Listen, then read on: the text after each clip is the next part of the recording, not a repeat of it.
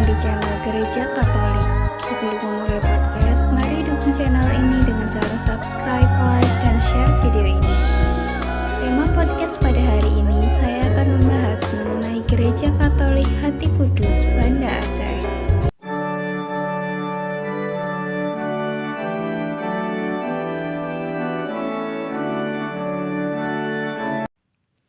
Provinsi Aceh merupakan sebuah daerah istimewa yang dijuluki Serambi Mekah. Aceh menerapkan syariat Islam dalam sistem pemerintahannya. Walaupun Aceh juga dijuluki bumi syariat, Aceh tetap memberi ruang bagi tumbuhnya agama lain di wilayah tersebut. Tidak seperti Cilegon yang melarang pendirian semua tempat ibadah non-muslim, Aceh masih mengizinkan berdirinya tempat ibadah non-muslim. Sebuah fakta ironis di mana Cilegon tidak memiliki satupun gereja, sedangkan justru di bumi syariat Aceh berdiri banyak gereja. Berdasarkan data Badan Pusat Statistik pada tahun 2021, terdapat 1.809 gereja Protestan dan 19 gereja Katolik di Provinsi Aceh.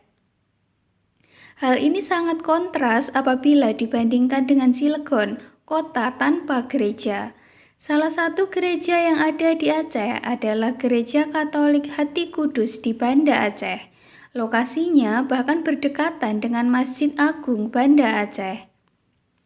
Bagaimana sejarah berdirinya Gereja Katolik Hati Kudus Banda Aceh?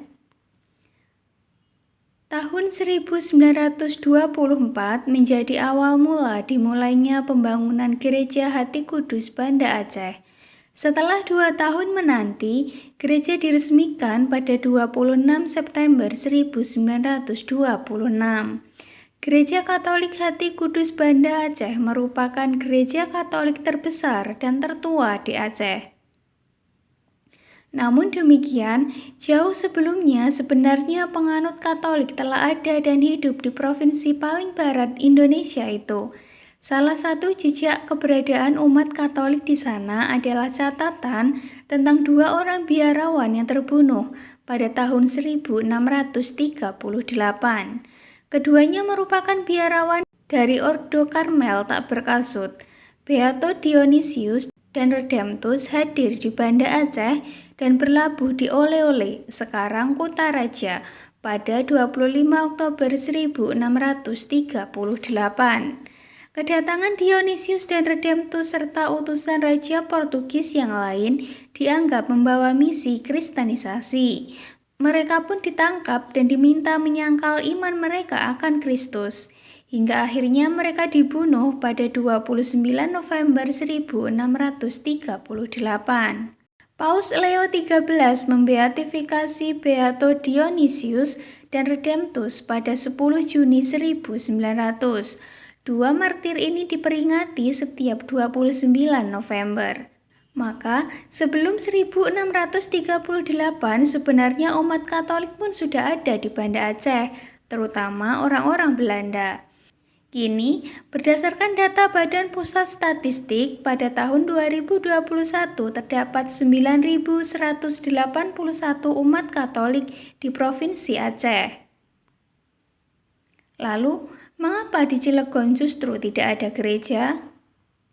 Pelarangan pendirian gereja di Cilegon didasarkan pada surat keputusan Bupati Kepala Daerah Tingkat 2 Serang nomor 180-SK-1975 tertanggal 20 Maret 1975 tentang penutupan gereja atau tempat ibadah bagi agama Kristen dalam daerah Kabupaten Serang, yang mengatur dan menertibkan tentang ketentuan pendirian rumah ibadah di daerah Cilegon selain masjid.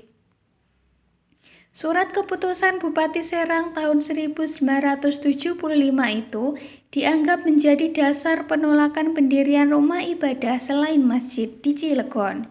Surat itu merupakan hasil dari perjanjian ulama di Cilegon saat awal berdirinya PT Krakatau Steel yang saat itu menggusur desa hingga beberapa pesantren, pemukiman, dan makam-makam leluhur di Cilegon dipindahkan.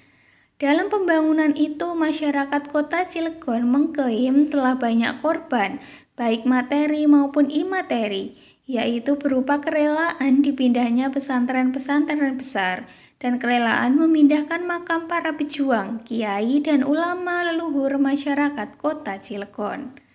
Atas dasar hal tersebut, sejumlah masyarakat Cilegon menolak pendirian rumah ibadah di Cilegon. Mereka bahkan menuntut agar pemerintah membuat peraturan wali kota atau surat keputusan yang dapat menguatkan surat keputusan Bupati Serang pada tahun 1975 tersebut. Demikian penjelasan mengenai Gereja Katolik Hati Kudus Banda Aceh dan fakta bahwa justru tidak ada gereja di Cilegon, kota yang bahkan bukan merupakan daerah istimewa yang menerapkan syariat Islam seperti Aceh. Apabila ada pertanyaan, dapat ditanyakan di kolom komentar. Jangan lupa untuk terus dukung channel ini dengan cara like, subscribe, dan share video ini.